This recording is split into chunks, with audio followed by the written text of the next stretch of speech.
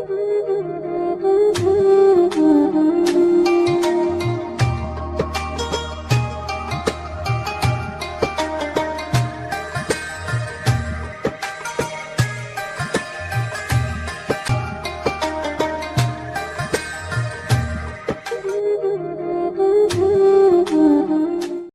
memahami tentang makna dan wawasan tentang Al-Quran.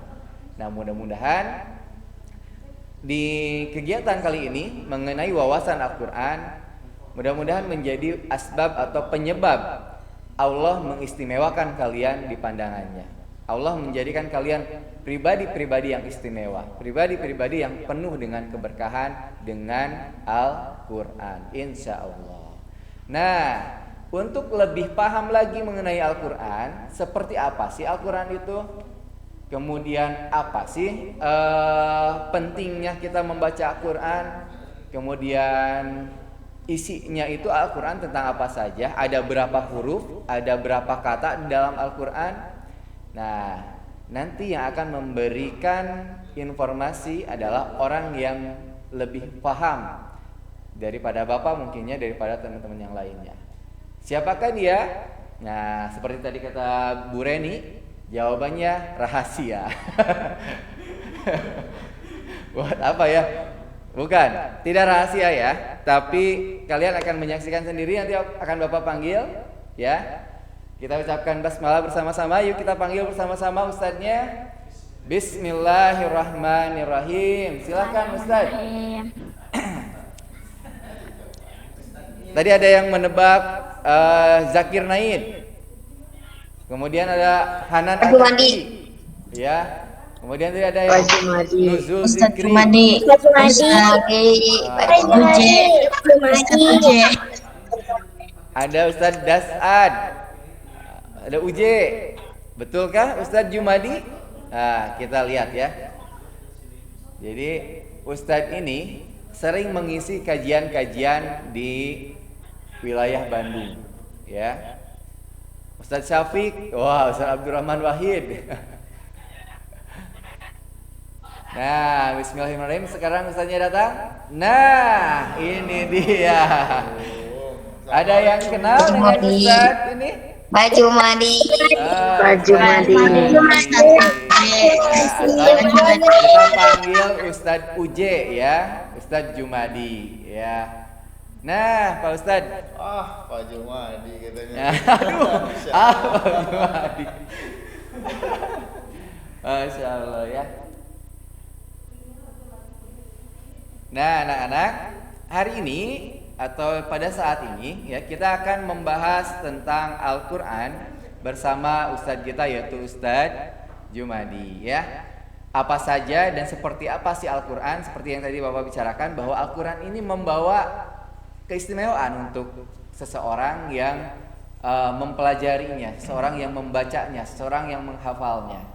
Nah, apakah benar seperti itu? Nah, kita langsung tanyakan saja kepada Ustadz Jumadi. Silakan Ustadz, apakah benar seperti itu? Al-Quran bisa membawa keberkahan bagi manusia, dan apakah ada kisah-kisah yang menarik mengenai Al-Quran ini, Ustadz? Silakan. Bismillahirrahmanirrahim. Alhamdulillah. Allahumma sholli ala Muhammad wa ala alihi wa ashabi ajmain.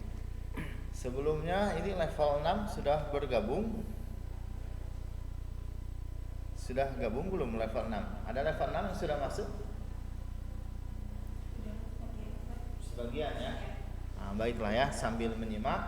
Insya Allah nanti juga kalau yang kurang jelas ada rekamannya ya. Ada rekamannya ya, insya Allah. Nah, baik ya. Ini temanya tadi ya tentang wawasan Al-Quran. Jadi sebenarnya betul kata Pak Fidi tadi ya, sangat luas sekali gitu ya. Sangat luas ya. Dan ini yang baru Bapak ini aja lah, baru mungkin ini mah segimana ya Pak Fidi ya. Tidak baru sedikitnya lah gitu. Berapa persen ya? 1%. Nah, mungkin baru 1% yang coba Bapak share hari ini ya. Yaitu, nanti mungkin tugas anak-anak ya untuk mencari yang 99%-nya. Anak-anak semuanya masih puasa kan ya? Masih saum ya? masih Pak. Masih. Iya. Masih. Alhamdulillah ya. Masih. Alhamdulillah kalau masih diberikan kesehatan, kita masih bisa saum, kita manfaatkan dengan baik ya. Karena Bapak pernah mendengar ada satu kisah, yaitu sahabat Ibnu Umar. Kemudian ada juga Mus'ab bin Jabal. Ketika di akhir hayat mereka, Ibnu Umar, sahabat Ibnu Umar, ketika di akhir hayat, ketika mau meninggal, Ustaz, ini kisahnya tuh Anaknya Umar berarti ini ya? Iya, dikisahkan oleh Ibnu Mubarak, ulama besar itu Ibnu Mubarak. Ketika Ibnu Umar ini akan meninggal, Ustaz, ini beliau menangis sampai terseduk-seduk. Ketika sahabat bertanya, "Wahai Ibnu Umar, kenapa sampai menangis seperti itu? Engkau kan orangnya disebut orang yang soleh." Bahkan kan ada riwayat Rasulullah SAW itu pernah menjuluki Ibnu Umar ini adalah orang yang soleh. Rasulullah saja sudah melabeli Ibnu Umar ini dengan kata orang yang soleh. Kemudian ketika mau meninggal, beliau tuh menangis terseduh-seduh. Sahabatnya kan bertanya, "Kenapa? Ya wahai Ibnu Umar, kenapa sampai engkau ketika sakit parah, ketika engkau akan meninggal, kau menangis seperti ini?" Kemudian jawaban yang luar biasa ini keluar dari perkataan Ibnu Umar. Kata Ibnu Umar, "Saya menangis bukan karena dunia. Saya menangis bukan karena takut meninggalkan dunia. Bukan karena saya tidak ingin terpisah dari keluarga saya, bukan karena saya tidak ingin terpisah dari harta saya," katanya. Kemudian apa yang menyebabkan aku menangis? Kata Ibnu Umar, "Yang menyebabkan aku bersedih ketika di akhir hayat aku adalah ada 3 hal," katanya, kata Ibnu Umar. Yang pertama adalah aku takut kehilangan rasa lapar dan haus ketika berpuasa di bulan Ramadan. Jadi Takut kehilangan iya, lapar dan haus. takut kehilangan perasaan lapar dan haus ketika berpuasa di bulan Ramadan, kata Ibnu Umar. Jadi yang membuat dia sedih adalah ketika berpuasa. Dia merasa sedih karena tidak akan merasakan puasa lagi di bulan Ramadan, Ustaz. Ya. Yang keduanya, kata Ibnu Umar, selain tidak merasakan sedih karena tidak merasakan lagi lapar dan haus di bulan Ramadan, yaitu tidak bisa lagi untuk membela kebenaran. Islam ini adalah sebuah kebenaran, jadi artinya tidak bisa lagi membela Islam, Ustaz. Tidak bisa lagi berjihad, tidak bisa lagi berperang untuk Islam. Itu yang disesalkan atau yang dibuat menjadi sedih Ibnu Umar. Kemudian yang ketiga, kata Ibnu Umar yang membuat beliau sedih ketika di akhir hayatnya, selain rasa lapar dan haus ketika berpuasa di bulan Ramadan, kemudian tidak lagi membela Islam, yang ketiga adalah tidak bisa lagi sholat, Ustaz. Jadi tidak bisa lagi sholat. Ini yang disesalkan oleh Ibnu Umar, yang membuat beliau sedih ketika di akhir hayatnya.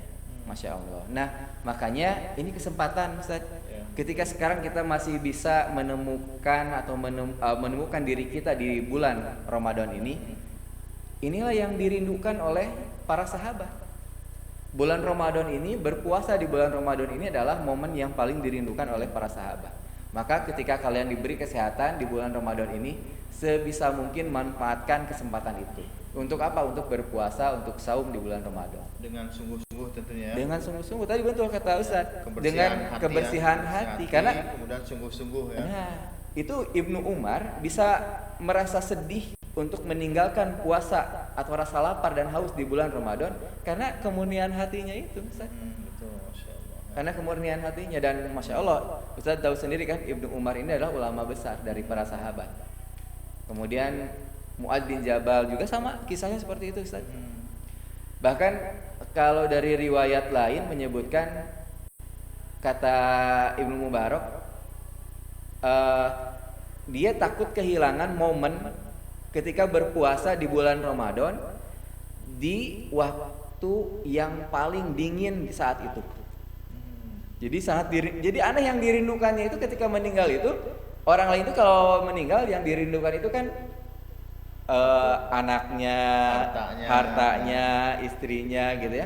Kalau ini yang dirindukannya itu justru rasa lapar dan haus di bulan Ramadan dan di bulan-bulan lainnya ketika cuaca paling dingin, Ustaz. Masya Allah, luar biasa ya. Itu yang dirindukannya, masya Allah. Ini kemurnian hati itu teh yang membuat Ibnu Umar seperti itu, masya Allah ya. Dan ini bukan terjadi di masa sahabat saja. Ada namanya Sabit Al-Bunani, juga ulama-ulama tabi'in ya. Ini juga mengatakan hal yang persis sama seperti halnya Ibnu Umar. Jadi selalu saja ya Islam itu akan melahirkan Melahirkan tokoh-tokoh yang tokoh-tokoh baru. yang Cuman baru. tadi kuncinya ya, yang pertama hatinya Kemurnian bersih, hati. kemudian dengan sungguh-sungguh. Sungguh-sungguh dan Ya. ya, diazamkan dengan Itu ya. Jadi berazam. mudah-mudahan saja ya anak-anak di cendekia muda, vanadium, imagnum, kemudian hidroksi juga ya. Ya. Di antara kalian ya, mudah-mudahan sih semuanya ya bisa menjadi orang-orang yang luar biasa ya, mempunyai orang-orang yang pemikirannya jauh ke depan seperti para sahabat Rasulullah SAW. Masya Allah ya. Baik, Pak Fidi, kayaknya kita langsung ya. Jadi Ustaz, tadi kan temanya tentang wawasan Quran nih. Wawasan Tadi Al-Quran, kan ya. dengan Al-Quran ini bulan saja jadi istimewa, Ustaz. Betul. Tempat pun jadi istimewa. Iya. Waktu, hari, malam jadi istimewa. Bahkan manusia pun jadi istimewa. Iya, betul, Pak. Karena ini memang Syahrul Quran ya, Ya, Ustaz Syahrul julukannya. Quran. Nama lain bulan Ramadan. Nama ya, Syahrul lain Quran. bulan Ramadan itu adalah Syahrul Quran. Bukan Syahrul Gunawan ya. Bukan. Ada yang menyebutkan juga Syahrul Taubah Quran. gitu Nah, ya. banyak namanya. Banyak namanya, tapi memang Syahrul Quran ini yang paling istimewa. Kenapa? Karena di bulan inilah ada diturunkannya Al-Quran. Nah, mengenai Al-Quran nih Ustaz, anak-anak ingin tahu wawasan mengenai Al-Quran ini seperti apa. Ya, baik Pak Fidi ya, ini tadi judulnya adalah wawasan Quran, kemudian menjadi sahabat Quran. Kenapa jadi sahabat Quran? Karena terus terang Bapak sendiri ya, Pak Fidi terinspirasi dari sebuah hadis, Iqra'ul Quran fa innahu ya'ti yaumal qiyamati li ashabihi ya. Bacalah Al-Quran karena nanti Al-Quran ya di akhirat itu akan menjadi sahabat ya, akan menjadi penolong ya, ketika orang tua kita sudah tidak akan bisa lagi menolong ya, tetapi Quran yang kita baca, yang kita hafalkan ya di dunia ini itu insya Allah akan menjadi Penolong kita. penolong ya. Sahabat Bahkan kita. nah ini Pak Fidi ya, di kisah ini, kisah pembuka ini kita akan melihat bagaimana Al-Quran itu bisa menolong orang yang menjadikan Quran itu sebagai sahabatnya. Nah, seperti apa nih kisahnya Ustaz? Jadi kalau penolong ya, Masya Allah. namanya sahabat itu kan selalu ingin dekat, Ingin ya. dekat, Rindu pasti. kalau Tidak bertemu. kan. Ya. Nah ini ya kisah pembukanya adalah tentang malaikat yang melindungi penghafal Al-Quran. Malaikat pun melindungi ya. Melindungi ya. Jadi ini Pak Fidi ya, Imagnum dan yang lainnya, ini terjadi tahun berapa ya, nanti di bawahnya ya ada tahunnya Pak Irfan ya. Ini kisah nyata ya, coba di ini dulu Pak. Nah terus satu lagi, nah tahun 2012 Pak Fidi Oh, ya. berarti baru-baru ya? 8 Bukan tahun zaman yang lalu. sahabat, Nah. bukan tabiin ya? Jadi kayak tadi kan dibilang bahwa Islam itu pasti akan melahirkan sosok-sosok yang baru, pahlawan-pahlawan baru ya, orang-orang yang hebat yang terus aja begitu gitu ya. Ada ya, dilahirkan Lahir kembali terus gitu ya. orang-orang yang luar biasa ya. Jadi balik lagi Pak Irfan ke awal ya. Nah jadi ini terjadi di Inggris negara ya? Inggris Pak Fidi ya, bukan di Indonesia ya, bukan di ini, tapi di Inggris. Jadi ada seorang muslimah di sana ya, belajar Quran, lagi senang gitu ya, senang belajar Quran. Karena ternyata ketika belajar Quran itu semakin dalam, semakin nikmat gitu ya. Nah, muslimah ini pun ya, dia belajar Quran kepada seorang yang bernama Azimah temannya ya. Azimah. Nah, suatu ketika ya tidak terasa waktunya sudah sangat malam karena keasikan belajar tadi ya, keasikan belajar.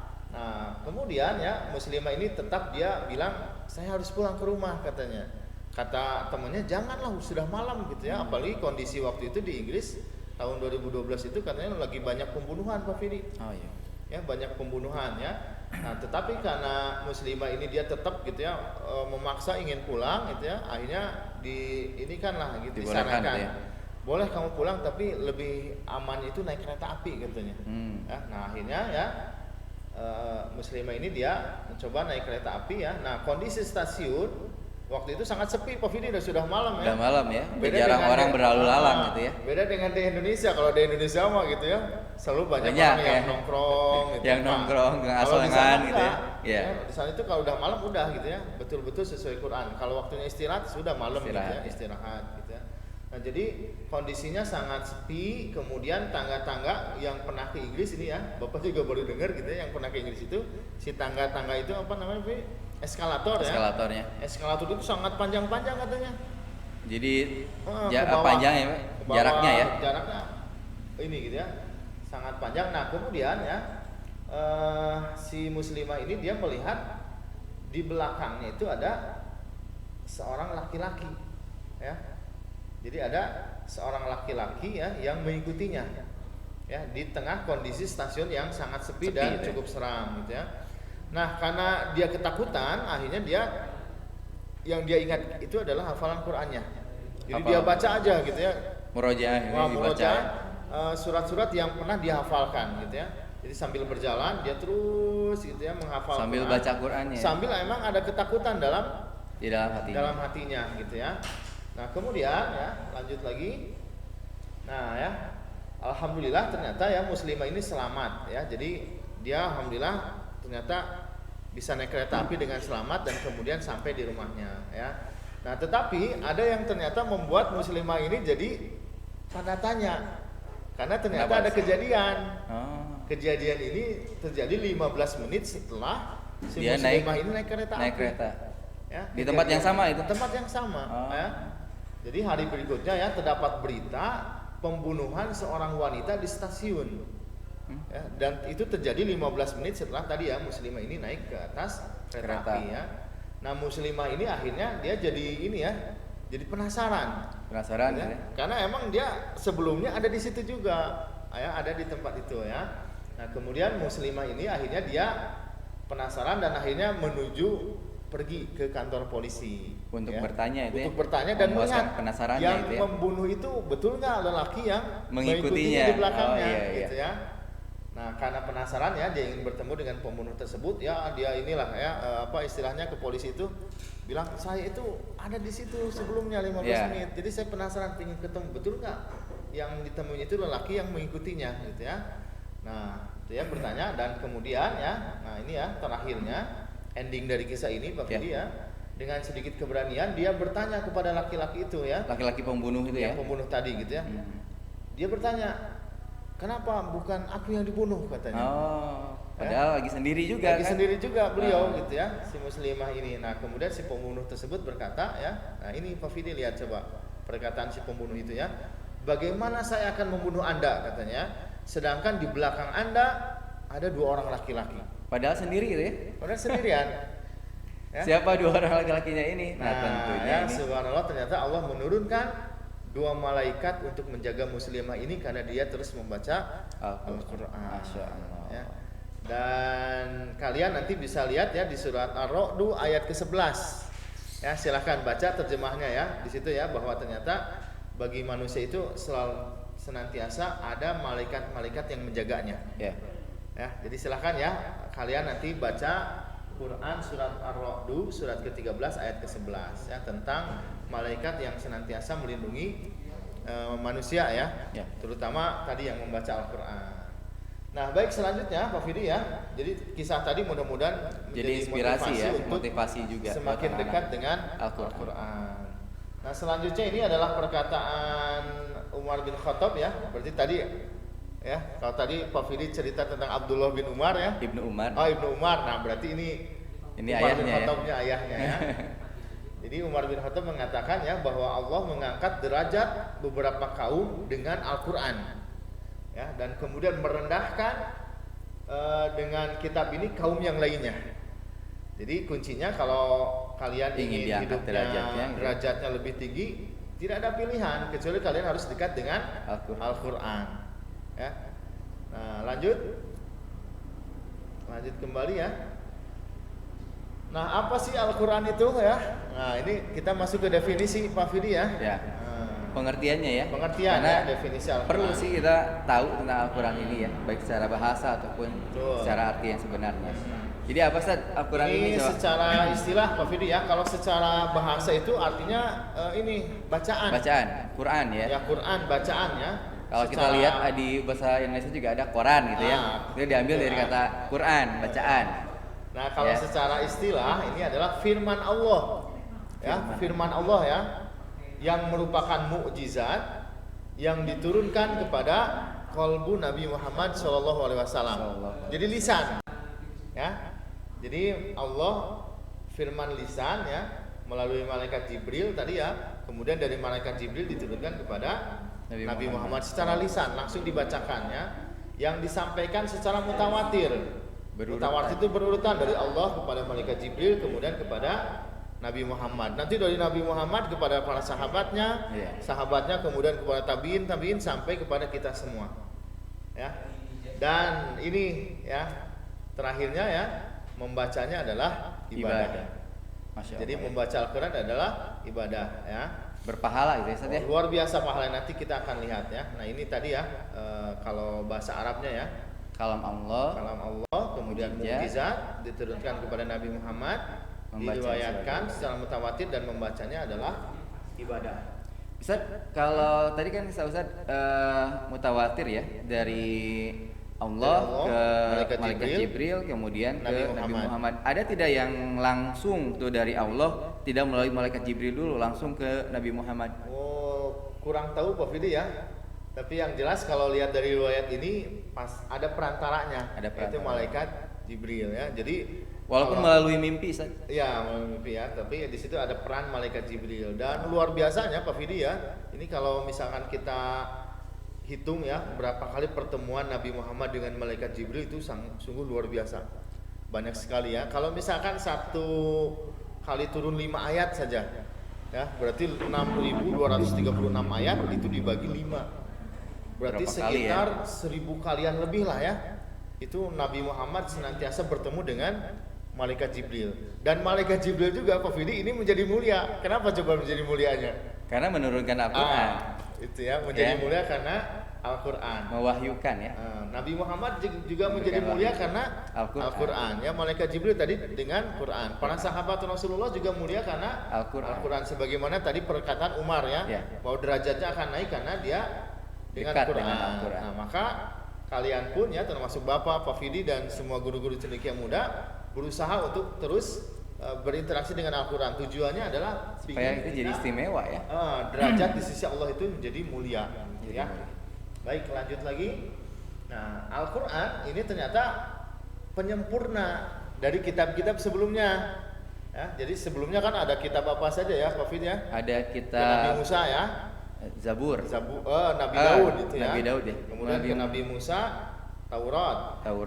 Kemudian ada terakhir Injil ya, dan juga ada suhuf ya yang diturunkan kepada nabi-nabi sebelumnya. Misalkan kepada Nabi Ibrahim ya. Nah, isinya sebenarnya kitab-kitab itu sama. Tentang tauhid ya. Tentang tauhid agar manusia menyembah Allah saja. Allah Subhanahu wa taala ya. Dan kemudian karena kitab-kitab itu belum sempurna Pak Fidi ya, karena masih diturunkan pada umat tertentu, kemudian kadang-kadang juga pada waktunya dibatasi ya.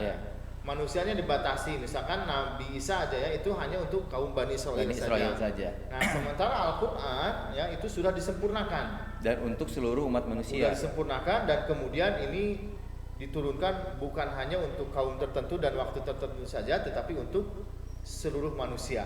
Ya, dan bukan hanya di sepanjang zaman ya, dan tujuannya adalah Al-Qur'an ini sebagai petunjuk ya, berlaku bagi seluruh manusia. Ingat, bukan umat muslim saja ternyata Pak Fidi ya.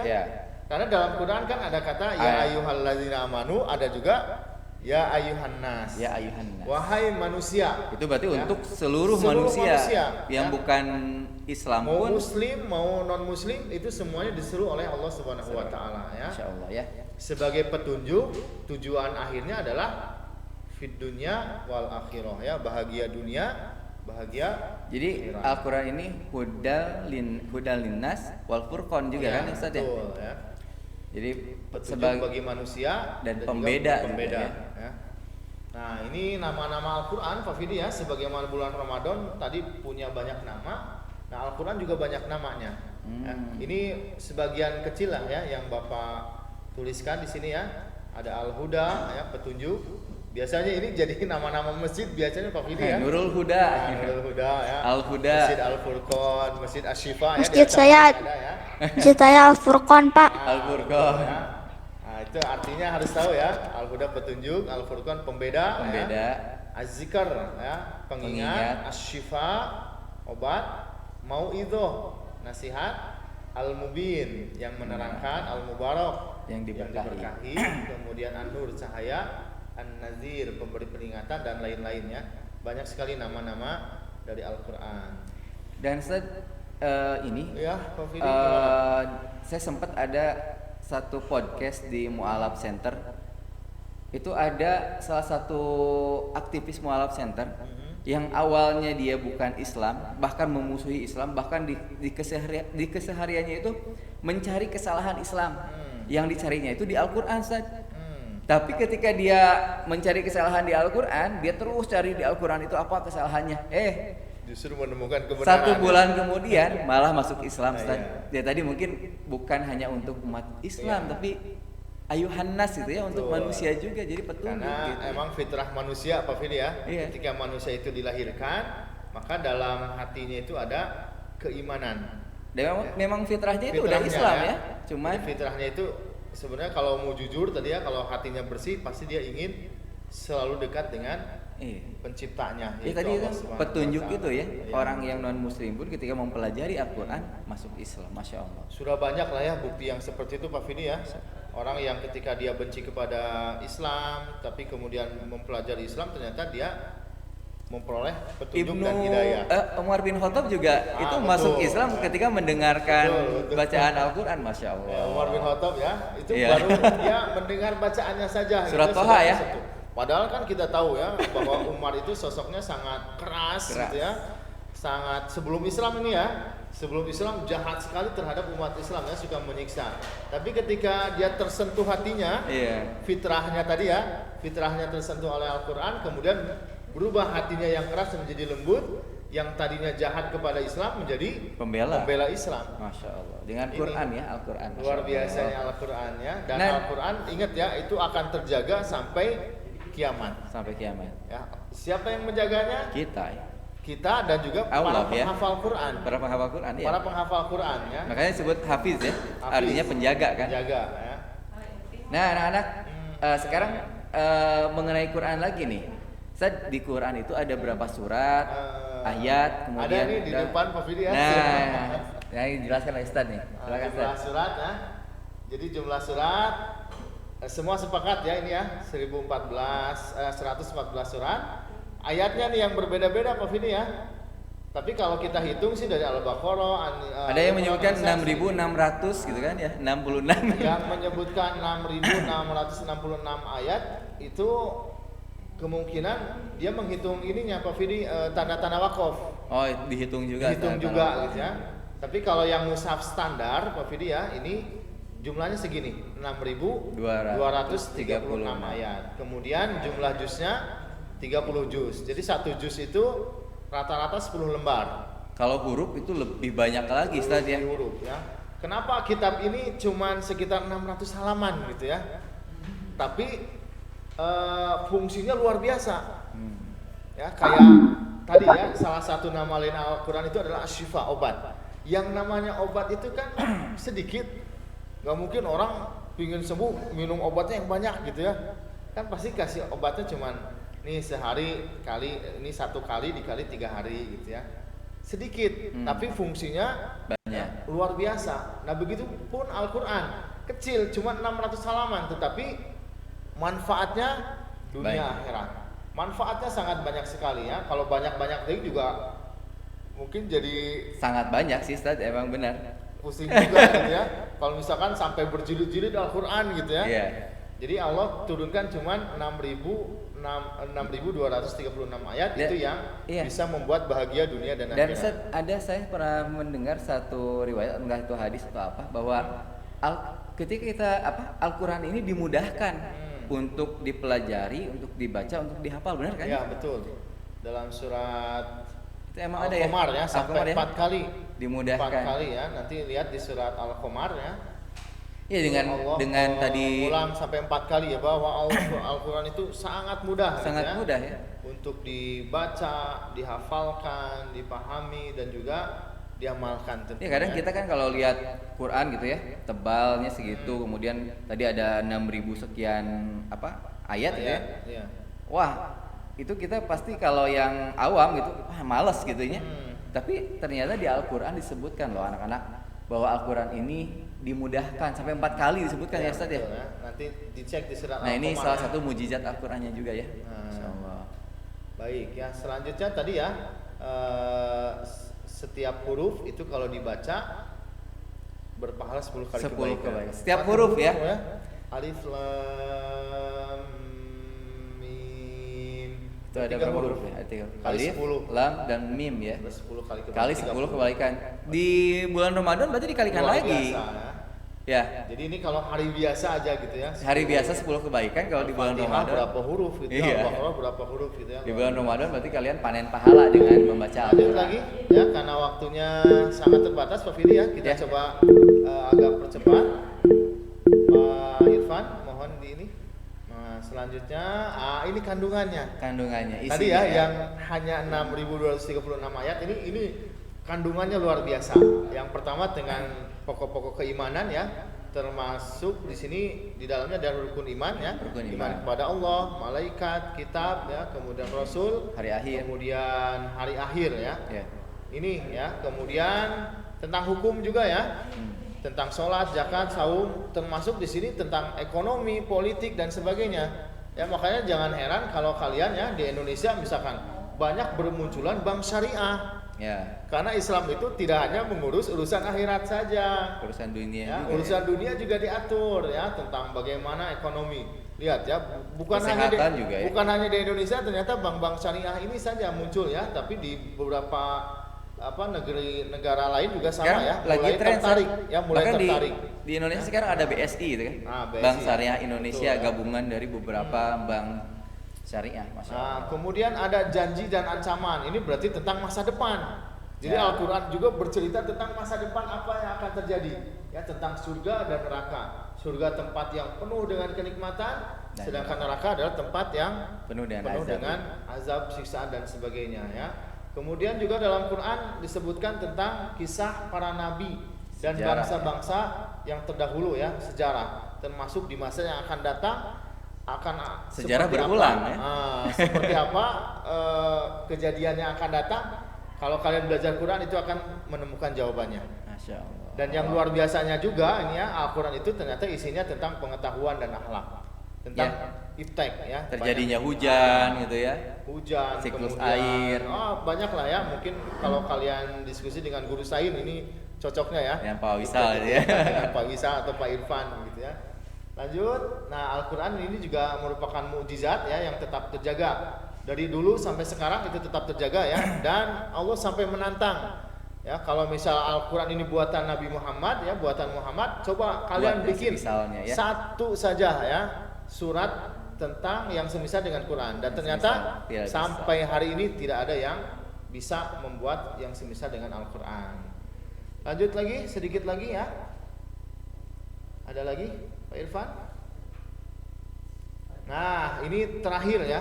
Terakhir adalah bagaimana supaya Al-Quran itu menjadi teman kita di akhirat kelak. Bukan hanya di akhirat sebenarnya, tapi di dunia juga Di ya. dunia dan di akhirat Jadi yang seperti tadi ya. pertama minimal 4 inilah ya yang harus kita lakukan. Yang pertama ikro ya, baca Quran ya, baca Quran sebanyak-banyaknya ya.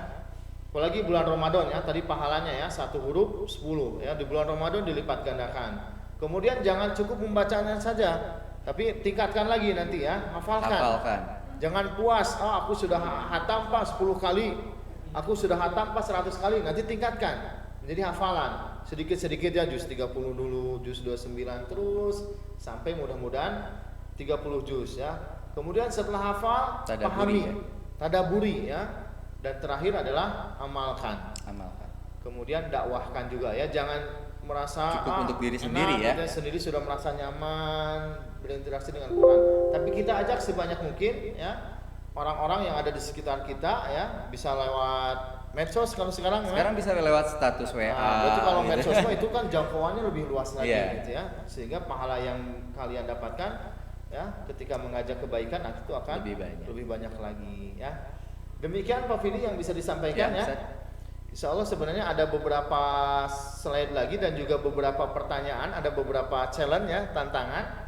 Nantilah ya bisa dibagikan filenya. Nanti kalian silahkan cari jawabannya di dalam Al-Quran ya. Ya, Demikian Masya Pak yang Allah. bisa disampaikan ya. Mudah-mudahan kita semua menjadi sahabat Al-Quran dan mudah-mudahan Al-Quran nanti menjadi Sahabat penolong kita ya. bagi kita ya di akhirat kelak Di ya. dunia dan akhirat, Ustaz ya. Amin. Nah, anak-anak, itulah mengenai Al-Quran yang tadi sudah dijelaskan oleh Ustadz Jumadi ya. Nah, sekarang Bapak akan membuka tanya jawab bagi kalian yang masih penasaran dengan Al-Quran. Jadi silahkan bagi yang mau bertanya bisa tekan tombol raise hand, ya. kemudian boleh bertanya secara langsung ya. Ada kelas Imagnu, kemudian Ada kelas 4, 5, dan 6. Siapa dulu nih kelas 4 dulu? Boleh. Hidroksi ya. Pak Irfan silakan. Tidak ada ya, berarti emang harus tinggal ini saja Pak Fidi ya. Tadi kalau disimpulkan sih pertama kita bersihkan hati kita gitu ya. Untuk memahami Bersihkan, Quran, untuk dekat gitu dengan ya, Al-Quran supaya kita dekat dengan Al-Quran, kemudian kita sungguh-sungguh ketika belajar Al-Quran Diazamkan, ya, ya. baik itu membaca, Menghafal, kemudian mentadaburi. memahami ya atau mentadaburi, kemudian juga diamalkan dalam kehidupan sehari-hari gitu ya. Contoh tadaburnya seperti apa? Masih ada waktu nggak Pak Irfan, berapa lagi? Oh sudah habis ya waktunya ya. Baik ya. Tidak ada pertanyaan? Kalau sudah cukup, Bapak akan tutup saja untuk kegiatan kita mengenai wawasan Al-Quran. Pak, terus jangan angkat tangan. Hah? Rusda, oh boleh lah. Silahkan Rusda kalau mau bertanya. Mau bertanya Pak, apa balasannya bagi orang yang menginjak-injak Al-Quran sama membakarnya? Apa balasannya bagi orang yang merusak, menginjak, membakar Al-Quran? Ustaz? Wah itu sudah banyak bukti ya Pak Fidi ya. Ketika ada yang menghinakan Quran sampai menginjak-injak atau ada yang disimpan di toilet, itu biasanya beberapa bukti itu Allah langsung membalasnya gitu ya, membalas seketika gitu ya. Kalaupun tidak dibalas di dunia, Di akhirat. nanti di akhirat gitu ya. Iya. Nah kalau masalah membakar Quran ya, kalau ya sama lah ya. Tapi kalau misalkan mushaf ya yang tidak terpakai, ini beda lagi ya. Misalkan di rumah kita ada mushaf yang rusak, itu sudah jelek gitu ya. Nah maka salah satu solusinya ada yang berpendapat itu boleh dibakar, tapi tujuannya bukan untuk menghinakan ya, tapi untuk memuliakan gitu ya, supaya Quran ini tidak tercecer, tidak kotor gitu ya, karena sudah rusak gitu ya. Kita ingin tadi ya, supaya tetap Quran ini dihormati gitu ya. Tapi kalau tadi ya yang membakar, yang merusak, yang menghina, sudahlah, insya Allah yang akan membalasnya gitu ya. Kalau tidak di dunia, di akhirat nanti akan mendapatkan balasan. Sebenarnya sih kalau orang-orang seperti itu, yaitu nanti urusannya dengan Allah. Tapi yang juga jangan sampai kalian lalaikan gitu ya. Memang kita sekarang tidak membakar Al-Quran, tidak menginjak-injak Al-Quran, tapi kebanyakan dari kita justru juga tidak ada adab dengan Al-Quran. Ketika Al-Quran hanya menjadi pajangan saja juga, itu apa bedanya dengan mereka gitu kan? Ketika hanya jadi pajangan, tidak dibaca, tidak diamalkan, juga apa bedanya seperti itu. Jadi lebih baik juga kita juga coba memperbaiki bahwa ketika ada Al-Quran, yuk kita baca, kita tadaburi, kita amalkan, kita dakwahkan. Seperti tadi yang kata Ustaz Wijaya sampaikan, itu ya. Nah anak-anak, mungkin itu yang bisa kami sampaikan untuk kegiatan kali ini. Oke. Oh, Nias mau bertanya. Satu pertanyaan terakhir mungkin ya. Nah, silakan Nias. Saya sebenarnya bukan mau bertanya Pak, tapi saya jujur Pak, saya pernah Pak membakar satu lembaran Al-Quran Pak. Gak tahu satu lembar atau setengah lembar Pak, itu Pak dulu Pak, saya pernah Pak. Niatnya apa?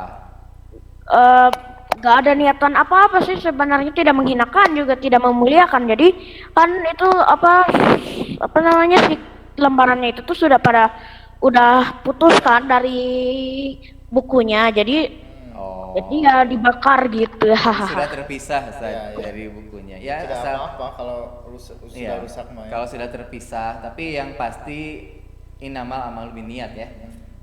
Segala amal itu tergantung pada niatnya. Kalau Mas Niasnya itu niatnya hanya untuk ya merapihkan dan sebagainya ya tidak terjadi masalah gitu ya. Tapi kalau ada cara yang lain yang lebih baik, mungkin bisa dipilih cara yang lain. Gitu ya, anak-anak. Nah, mungkin itu yang bisa kami sampaikan. Semoga kalian baik itu Imagnum, Vanadium dan kelas 6 itu apa? Hidroksi gitu ya. Bisa menjadi sahabat-sahabat Al-Qur'an dan istimewa dengan Al-Qur'an insyaallah. Dan sekali lagi Bapak ingatkan bahwa untuk mempelajari Al-Quran ada dua hal yang harus kalian lakukan, yaitu murnikan hati dan azamkan atau sungguh-sungguh ketika mempelajarinya. Insya Allah akan menjadi berkah, akan menjadi penyebab kalian istimewa di mata Allah.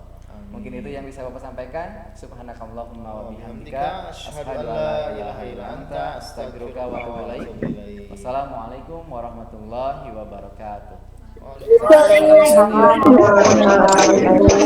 Kalian boleh istirahat dan sholat duha, silakan ya.